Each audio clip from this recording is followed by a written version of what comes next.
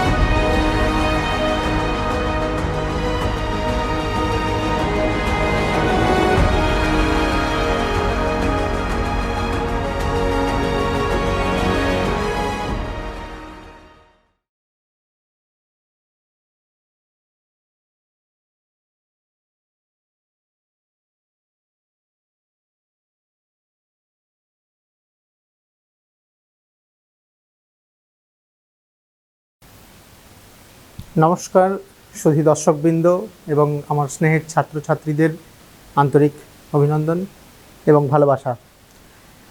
গত ক্লাসগুলিতে আমরা দ্বাদশ শ্রেণীর কবিতা নিয়েই আলোচনা করে এসেছি, সুতরাং আজকেও আর একটি কবিতা নিয়ে আমি হাজির হয়েছি তোমাদের জন্য।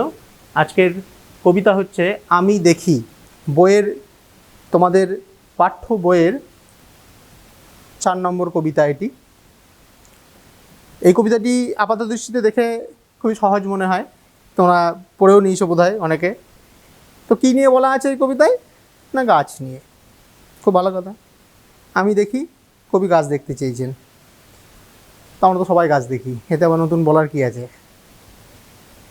কবিতায় যাওয়ার আগে আমরা কবির জীবনী বইয়ে দেওয়া আছে, দুটো কথা বলে নেব। জন্ম মৃত্যু সাল 1933, তাই তো?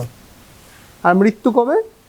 না, 1995। তারপরে বুঝতেই পারছো ইনি গত শতাব্দীর অর্থাৎ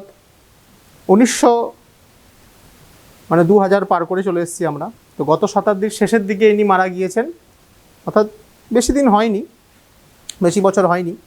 তোমাদের হয়তো অনেকের বড় দাদা দিদিরা ওই সালে হয়তো জন্মেছেন, তোমরা বুঝতে পারবে হিসাব করলেই। তো কি হচ্ছে, ইনি আধুনিক কবিদের মধ্যে একজন। শক্তি চট্টোপাধ্যায় আধুনিক কবি। বলা যেতে পারে আধুনিক কবি কারা? যারা কিনা রবীন্দ্রনাথের পরবর্তী সময়ে কবি হিসাবে আত্মপ্রকাশ করেছেন। তাদের ভাবনা চিন্তা রবীন্দ্রনাথকে একটু ছাড়িয়ে যায়, একটু অন্য ধারায় বয়ে যায়, এই জন্য তারা আধুনিক কবি বা রবীন্দ্র ভাবের আলাদা কবি। রবীন্দ্রনাথ কীভাবে লিখতেন? না, বেশিরভাগই কবিতা রবীন্দ্রনাথের প্রেম ভাব, যাতে শাশ্বত পৃথিবী, ঈশ্বরের সঙ্গে একাত্মতা, এই ভাব নিয়ে রবীন্দ্রনাথ ছিলেন। অন্যদিকে যারা আধুনিক বলে পরিচিত তাদেরকে বলা যেতে পারে তারা কীভাবে ভাবিত ছিলেন? তারা ঈশ্বরে বিশ্বাসী, এই কথাটাতে একটা প্রশ্নচিহ্ন রেখে যেতেন। তারা মানবতায় বিশ্বাসী, মানুষই আসল, যাবতীয় যত রকম সমস্যা তার সমাধান মানুষই করতে পারবে এবং তাদের হাত ধরেই পৃথিবী এগিয়ে চলবে। আমরা আলোচ্য কবিতাটির আলোচনার পূর্বে কয়েকটা প্রশ্ন করে নিই, তোমাদেরকে জিজ্ঞাসা করে নিই যে এই যে আধুনিকতা, মানব সমাজ আধুনিক হচ্ছে, প্রতিদিন শুনছি আমরা আধুনিক হচ্ছি বা আধুনিকতায় আমরা বাস করছি। আমরা আগের মতো সেকেলে আর নেই, সেকেলে ভাবধারা আমাদের মধ্যে আর নেই, কারণ সেকেলে ভাব আমাদেরকে বড় লজ্জায় ফেলে দেয় নাকি অনেককে। খুব ভালো কথা। কবিতাটির একটা তথ্য আমি দিয়ে রাখছি প্রথমেই, যেটা পরীক্ষায় আসে। মূল কাব্য, এটা ছোট প্রশ্নে আসার মতো, তোমরা লিখে রাখতে পারো, বইয়েও দেওয়া আছে, সহায়িকাতে তোমরা পেয়ে যেতে পারো, তবু দিয়ে দিচ্ছি। অঙ্গুরি, অঙ্গুরিতে দীর্ঘই হয়, অঙ্গুরি তোর হিরণ্য জল। প্রকাশ সাল কত? 1300 বঙ্গাব্দ। 1387 বঙ্গাব্দ। বঙ্গাব্দ কারণ কবিরা তখন বঙ্গের অব্দ এই শব্দটি বেশি ব্যবহার করতেন বাংলায়। ইংরাজি সাল হিসাবে ধরলে পরে 597 না 93, তোমরা যোগ করে দেখে নেবে কতটা ইংরাজি সাল হয়। এবার চলে আসি মূল কথায়। এই যে কবিতার কাব্যগ্রন্থের নাম, এটা একটু বিদঘুটে শোনায় জানি আমি। অঙ্গুরিতর হিরণ্য জল। হিরণ্য মানে কি? হিরণ্য মানে হচ্ছে স্বর্ণময় বা সোনালী, এই মানেটা বলে দিলাম, কঠিন আছে বলে। অঙ্গুরি, অঙ্গুরি মানে হচ্ছে আংটি।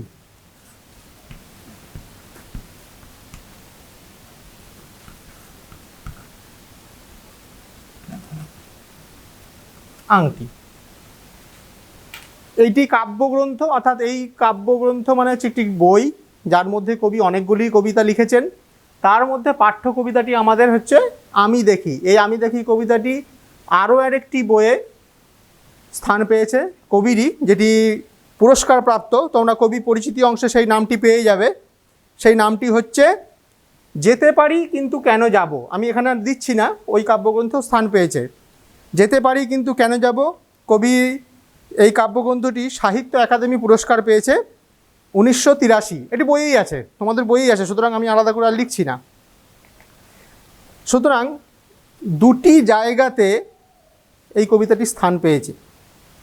যেই বইটি আবার পুরস্কৃতও হয়েছে, যেতে পারি কিন্তু কেন যাব, তাহলে পুরস্কৃত বই, তার মধ্যে এই কবিতা, আর আমাদের এক দৃষ্টিতে পড়ে মনে হয় খুব সহজ।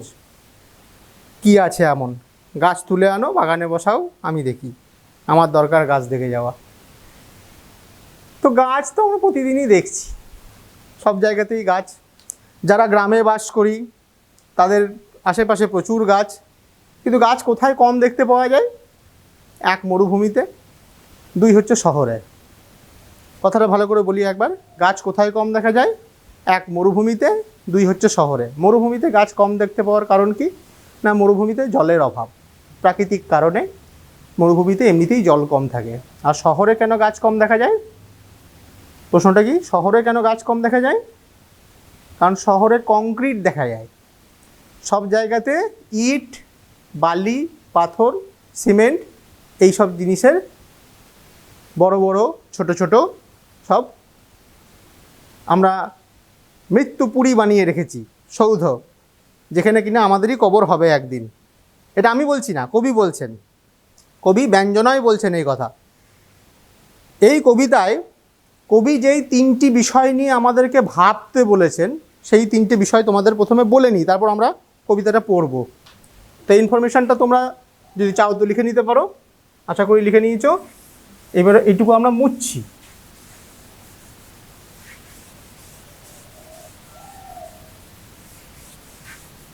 কি কি বিষয় নিয়ে কবিতাটিতে এগোতে হবে? এক,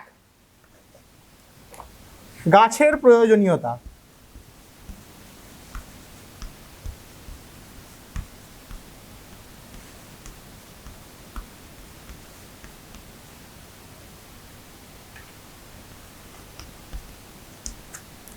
দুই, গাছ কেন হারিয়ে যাচ্ছে।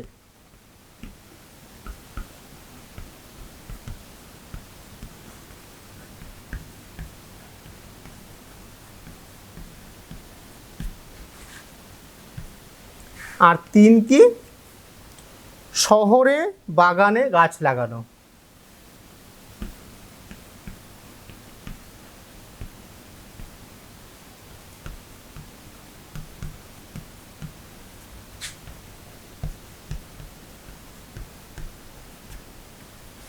গাছ লাগানো। এই তিনটি বিষয় নিয়ে কবি ভাবতে বলেছেন আমাদের এই কবিতাতেই। তবে সহজ দৃষ্টিতে আমরা এই তিনটি দৃষ্টিকোণ হয়তো ধরতে পারছি না, কবিতা পড়তে পড়তে আমরা ধরতে পাবো। তো তোমরা একটু লিখে নেবে, কারণ ওই পয়েন্ট আমি একটু পরে মুছবো যখন, তখন এটা পাওয়া যাবে না চোখের সামনে, আমি তখন বলে দেবো। গাছের প্রয়োজনীয়তা, গাছ কেন হারিয়ে যাচ্ছে, আর শহরে বাগানে গাছ লাগানো, এই তিনটি বিষয় নিয়ে কবি আমাদের এই কবিতাটি ভাবতে বলেছেন। এবার চলে যাই কবিতায়। কবিতাটি একবার পড়ছি, তোমাদের বই থাকলে তোমরা খুলে দেখো। গাছ তুলে আনো বাগানে বসাও, আমার দরকার শুধু গাছ দেখা, গাছ দেখে যাওয়া। গাছের সবুজটুকু শরীরে দরকার, আরোগ্যের জন্যে ওই সবুজের ভীষণ দরকার। তিনটি প্যারাগ্রাফে কবিতাটি বিভক্ত। প্রথম প্যারাগ্রাফটি আমি পড়লাম। কি বলছেন তিনি? গাছ তুলে আনো বাগানে বসাও। কোথা থেকে তুলে আনো? লোকের বাড়ি থেকে? একজন বাড়ি থেকে আমি তুলে নিয়ে চলে আসবো? হ্যাঁ, আনতে পারি। তার কাছে যদি বেশি থাকে সেই পরিমাণ গাছটি, সে যদি সহৃদয় ব্যক্তি হন, তিনি যদি সহৃদয় ব্যক্তি হন, তো তিনি দিলে তুমি নিয়ে আসতে পারো অবশ্যই। কিন্তু এখানে সাধারণত কোন গাছটির কথা কবি বলছেন? কবি বলছেন রাস্তার আশেপাশে আমাদের চারিপাশে প্রচুর গাছ। যদি আমরা দৃষ্টি করে দেখি তো প্রচুর গাছ। দৃষ্টি করে দেখা মানে লক্ষ্য করে দেখা। রাস্তার ধারে অনেক আগাছা কুগাছার মধ্যে কিছু ভালো ভালো গাছও থাকে, যেগুলো দীর্ঘজীবী গাছও হয়ে থাকে অনেক সময়। গাছের সম্পর্কে বলতে গেলে প্রচুর বলা যায়, কিন্তু তিনটি কথা আমি এখানে বলবো।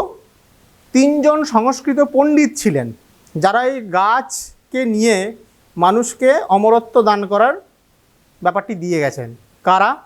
তারা হচ্ছেন চরক, একজন হচ্ছেন চরক, একজন হচ্ছেন সুশ্রুত, আর একজন হচ্ছেন পতঞ্জলি। এই নাম তিনটা আমি লিখে দিচ্ছি। চরক, সুশ্রুত আর পতঞ্জলি।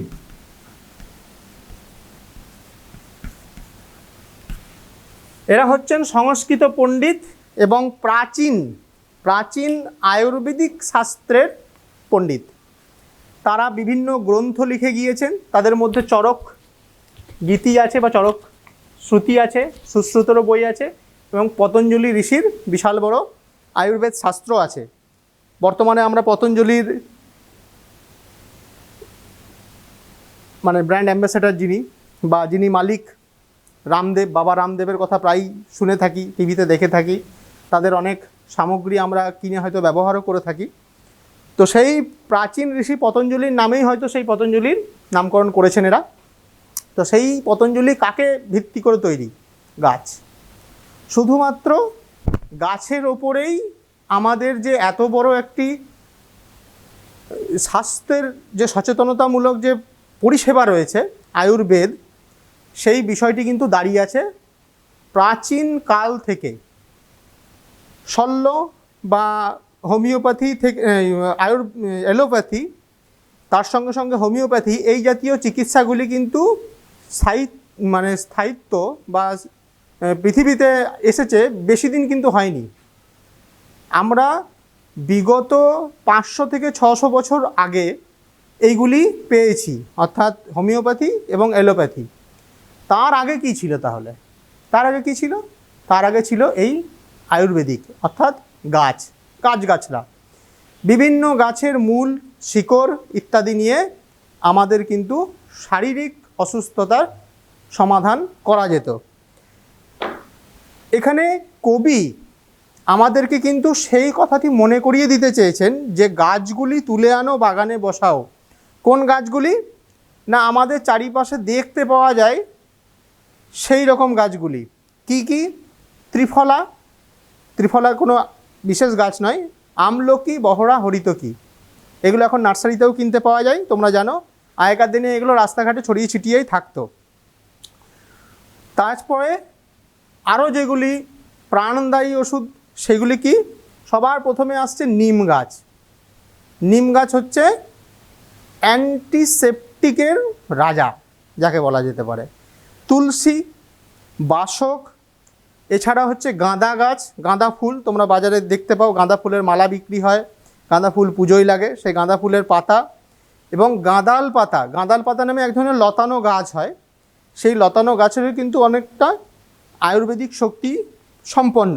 এছাড়াও অর্জুন, প্রচুর গাছের নাম করা যেতে পারে, যেগুলো কিনা ধারে কাছে তোমাদের আশেপাশে দেখবে ছড়িয়ে ছিটিয়ে রয়েছে। তুলসী গাছ প্রতিটি হিন্দু বাড়িতে পূজা পায়, অর্থাৎ তার জন্য আলাদা করে স্থান করা হয়, তাতে জল দেওয়া হয় এবং একটা আধ্যাত্মিক ব্যাপারও তার সঙ্গে যুক্ত থাকে। কিন্তু আধ্যাত্মিকের বাইরেও তার আরেকটি গুণ হচ্ছে, সে হচ্ছে ওষুধ, ওষুধ হিসাবে তাকে ব্যবহার করা হয়। তো কবি কি বলতে চাইছেন, যে এই গাছগুলি তুলে আনো, বাগানে বসাও, আমার দরকার শুধু গাছ দেখে যাওয়া, গাছ দেখা, গাছ দেখে যাওয়া। গাছের সবুজ রং সেটি আমাদের চোখে যখন প্রবেশ করে, আমাদের মনটাকে সে শান্ত রাখে, পরিতৃপ্ত রাখে এবং খুব নরম রাখে। এটা আমি একটু পরে আসছি, এটুকু আগে বলে নিই। গাছের সবুজটুকু শরীরে দরকার, আরোগ্যের জন্য ওই সবুজের ভীষণ দরকার। এখানে লাইনটি দেখো, লাস্টে আরোগ্যের জন্য বলেছে, তার আগের লাইনে বলেছে গাছের সবুজটুকু। মা বাবা প্রতি মুহূর্তেই ছোট ছোট ছেলে মেয়েদের বলে বলে বোঝায়, শাকসবজি খাও, শাকসবজি খাও, বারবার বলে সবুজ শাকসবজি। শাকসবজি খেলে কি হবে না, শরীর পরিপুষ্ট হবে, শক্তিশালী হবে এবং আমরা রোগ মুক্ত জীবনযাপন করতে পারবো। আমরা কজন শুনি? খুব কম।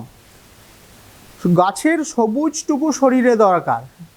শরীর অর্থাৎ আমাদের এই যে রক্ত মাংসের যে শরীর, প্রতিটি প্রাণীর শরীর, জীবজন্তু সবাই যারা রয়েছে পৃথিবীতে, সবাই কিন্তু প্রত্যক্ষ বা পরোক্ষভাবে গাছের ওপরই নির্ভরশীল।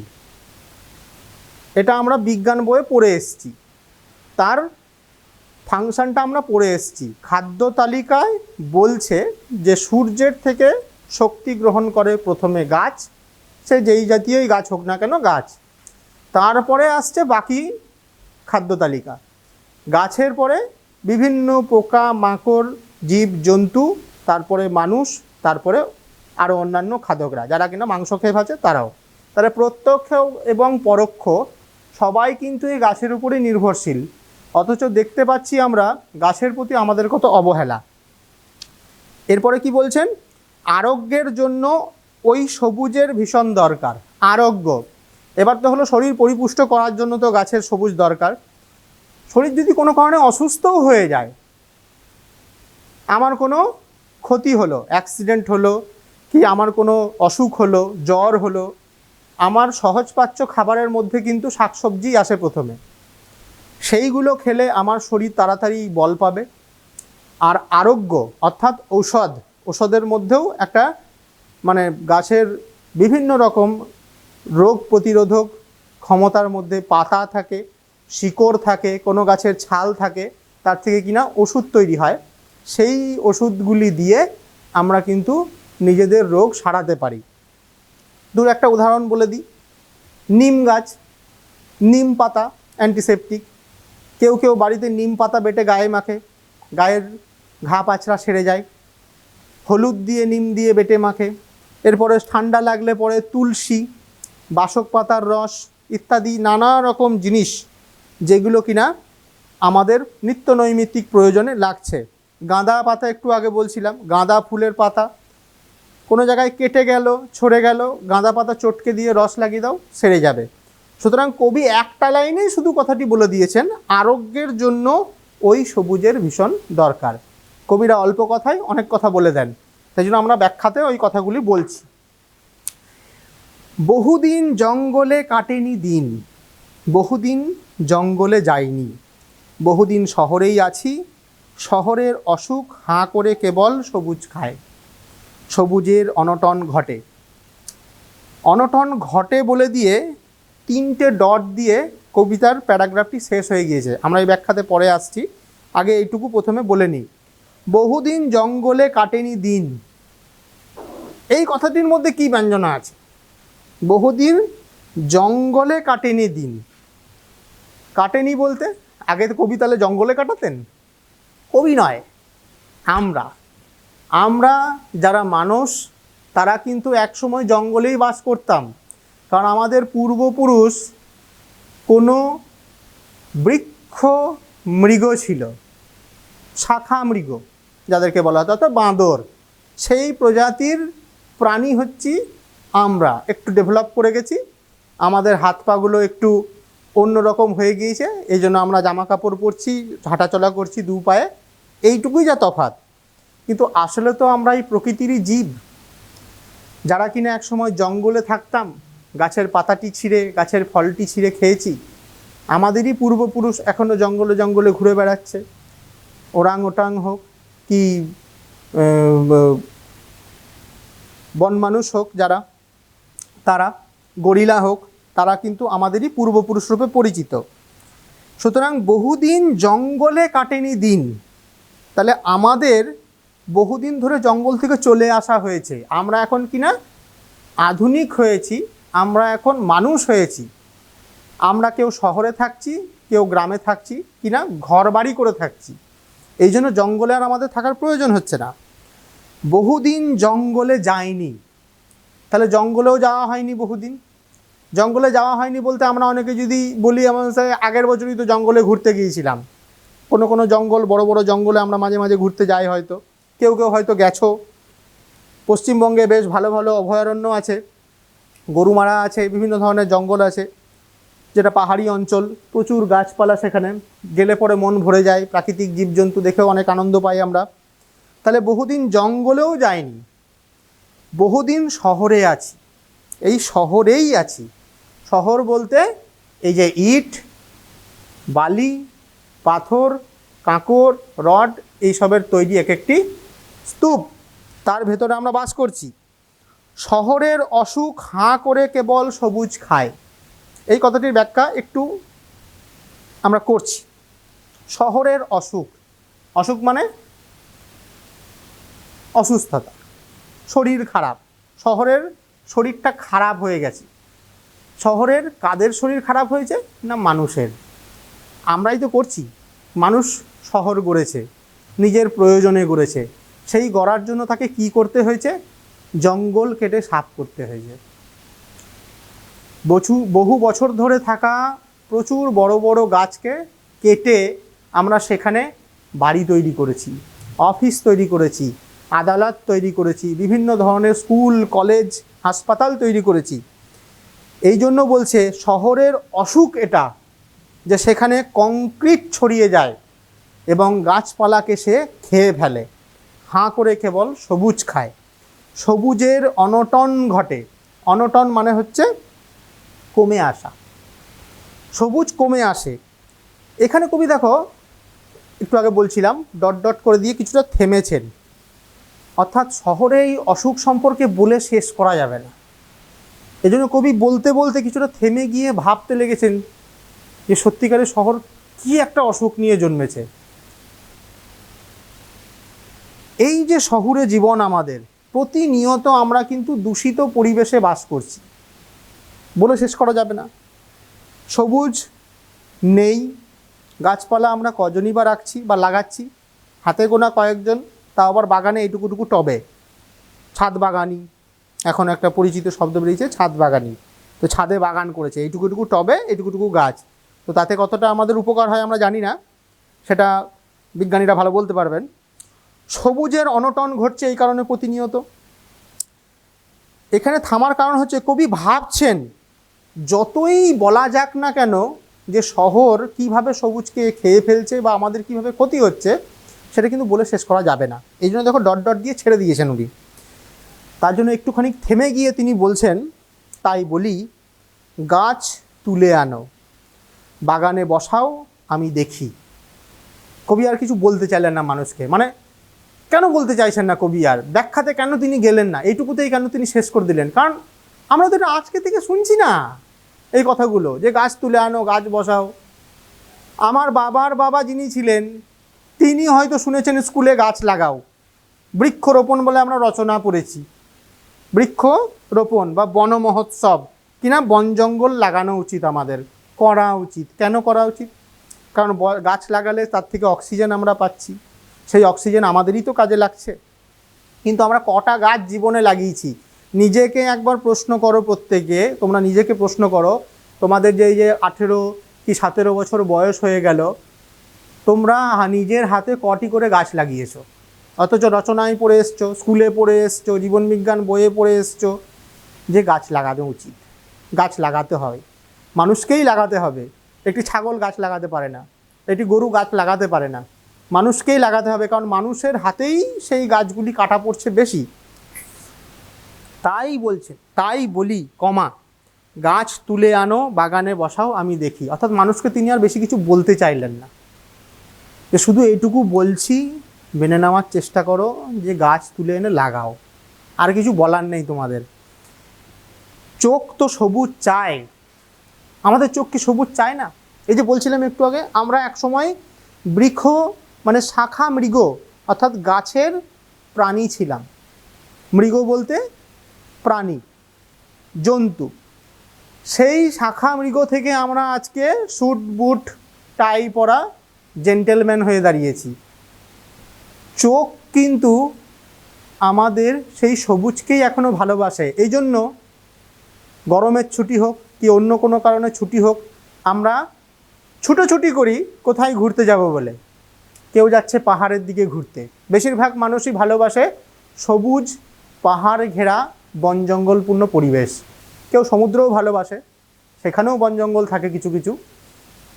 এই যে সবুজের প্রতি আমাদের একটা লালায়িত ভাব, এটা কেন?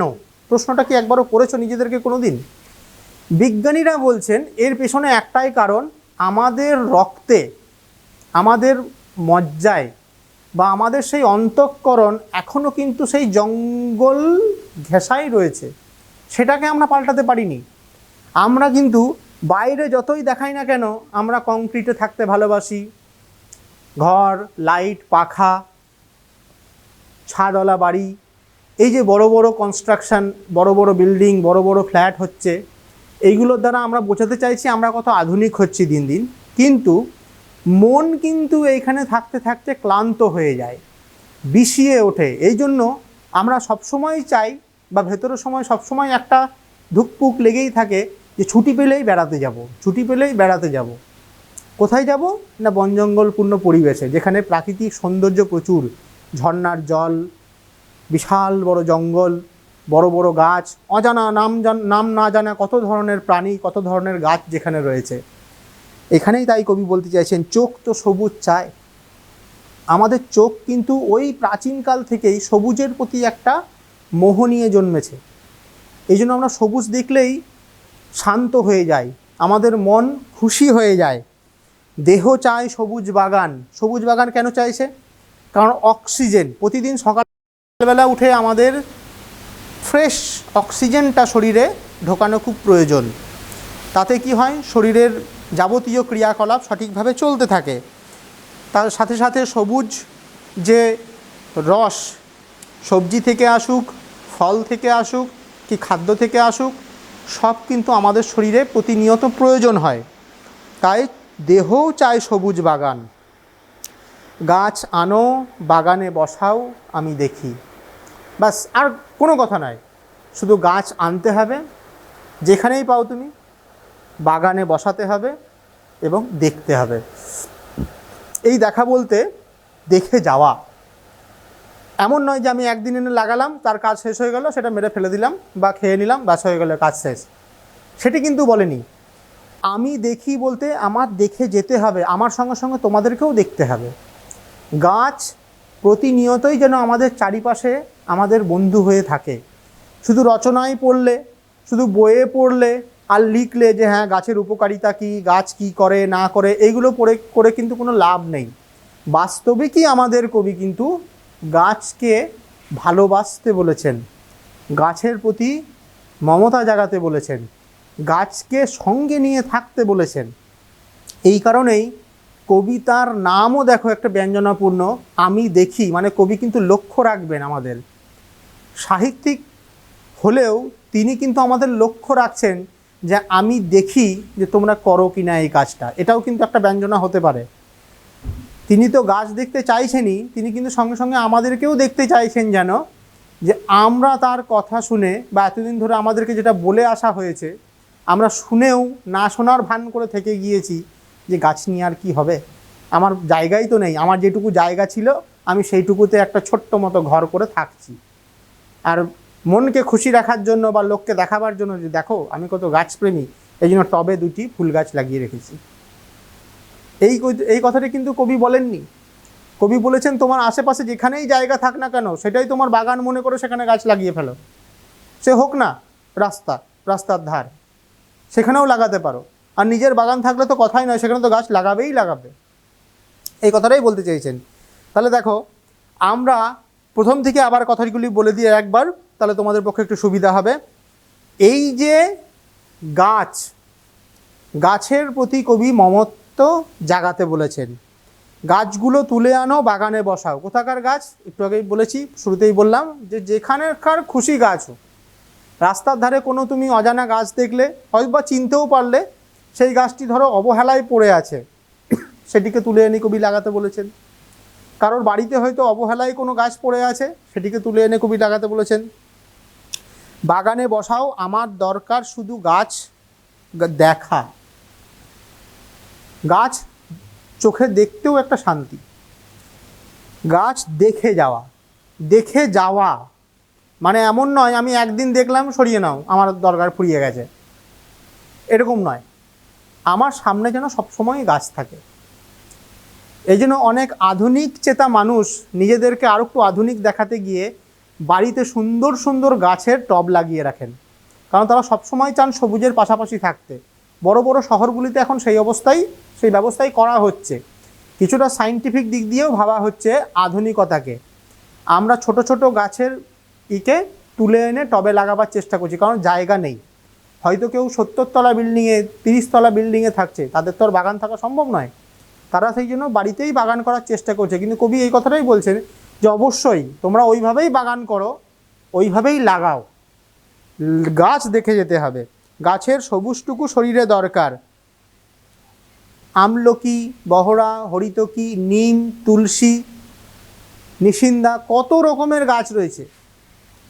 সব আমাদের প্রতিদিন প্রয়োজন পড়ছে, যেগুলো আমরা ব্যবহার করলে আমাদেরই শরীর সুস্থ থাকবে।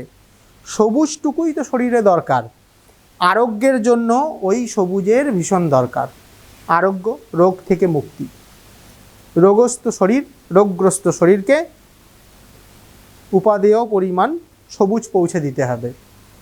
খাবারের সঙ্গে পৌঁছে দিতে হবে, ওষুধের মাধ্যমে সবুজটুকু পৌঁছে দিতে হবে। বহুদিন জঙ্গলে কাটেনি দিন, বহুদিন জঙ্গলে যায়নি। এই জায়গাটা নিশ্চয়ই বুঝতে পেরেছ। বহুদিন জঙ্গলে কাটেনি দিন। আমরা প্রাচীনকালে জঙ্গলেই বাস করেছি, তাই এখন আধুনিক হয়েছি, এখন শহরে বাস করছি। গ্রামে হলেও আমরা সেখানে বাড়িঘর তৈরি করে থাকছি। এখন কিন্তু আর জঙ্গলে বা গুহায় কাটানোর আমাদের কিন্তু দিন নেই। হ্যাঁ, তোমরা যদি বলো যে হ্যাঁ সবাই কি আর গ্রামে আর শহরে বাস করছে, কেউ কি আর জঙ্গলে থাকে না? অবশ্যই থাকে, কিন্তু তাদের দেখে কিন্তু কবি এই কথাগুলি বলেননি। কবি কিন্তু শহরবাসী, আমাদের মতো মানসিকতার যারা, তাদেরকে এই কথাগুলি বলেছেন। বহুদিন শহরেই আছি, শহরের অসুখ হাঁ করে কেবল সবুজ খায়, সবুজের অনটন ঘটে। এটা খুব কমন একটা কথা যে আমরা কংক্রিটের জঙ্গলে বাস করছি। গাছপালার জঙ্গল নয়, কংক্রিটের জঙ্গল। কারণ এখানে ইট, পাথর, বালি, সিমেন্ট এইসবই দেখা যায়। এইসব দিয়ে আমরা ঢেকে ফেলেছি গোটা পৃথিবীকে, আমরা শহরটাকে ঢেকে ফেলেছি। তাই বলি গাছ তুলে আনো, বাগানে বসাও, আমি দেখি। কবি জাস্ট আর কিচ্ছু বলতে চাননি তিনি, কারণ বলার প্রচুর আছে, লিস্ট শেষ হবে না বলতে বলতে। সেই জন্য তিনি জাস্ট বলেছেন তাই বলি গাছ তুলে আনো, বাগানে বসাও, আর কোনো কথা হবে না এর বাইরে। চোখ তো সবুজ চায়, চোখ কি সবুজ চায় না? চোখ সবুজই দেখতে চায়। দেহ চায় সবুজ বাগান, গাছ আনো, বাগানে বসাও, আমি দেখি। অর্থাৎ আমাদের নিত্য নৈমিত্তিক চাহিদা থেকে শুরু করে আমাদের আনন্দ বলো, আমাদের সুস্থ শরীরে থাকা বলো, কি তার বাইরে আমরা যে একটা পৃথিবীতে বাস করে একটা উন্নততর প্রাণীর তকমা পেতে চাইছি, তার জন্য গাছকে কিন্তু আমাদের ভালোবাসতেই হবে।